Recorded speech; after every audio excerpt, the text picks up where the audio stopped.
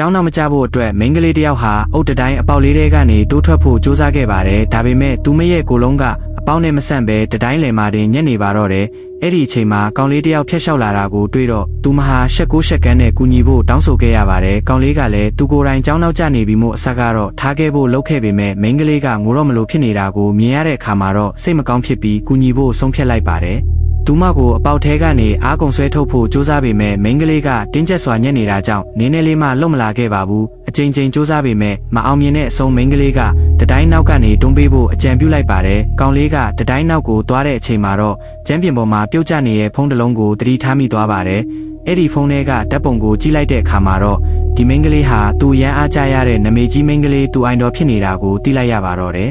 သူဟာမိန်းကလေးစီကိုအမြန်ပြေးသွားပြီးဖုန်းထဲကပုံနဲ့လူချင်းကိုတေချာနိုင်ရှင်လိုက်ပါတယ်သူအားပေးရတဲ့အိုင်တော်ကသူ့ရှေ့မှာတကယ်ရှိနေတာကိုသိလိုက်ရတဲ့အချိန်မှာတော့ကောင်လေးဟာထူးဆန်းတဲ့ခွန်အားတွေရရှိသွားပါတယ်ဒီတစ်ချိန်မှာတော့သူမကိုအပေါက်ထဲကနေအလွယ်တကူပဲဆွဲထုတ်နိုင်ခဲ့ပါတော့တယ်မိန်းကလေးကကျေးဇူးတင်တဲ့အနေနဲ့သူမလက်မှတ်ထိုးထားတဲ့ဓာတ်ပုံကိုပေးဖို့ကမ်းလှမ်းခဲ့ပေမဲ့ကောင်လေးရဲ့မျက်နှာမှာတော့စိတ်ပြတ်တဲ့အရေးရောင်တွေပေါ်နေခဲ့ပါတယ်ကောင်လေးဘာတွေနေတယ်လဲဆိုတာကိုရိပ်မိသွားတဲ့မိန်းကလေးဟာ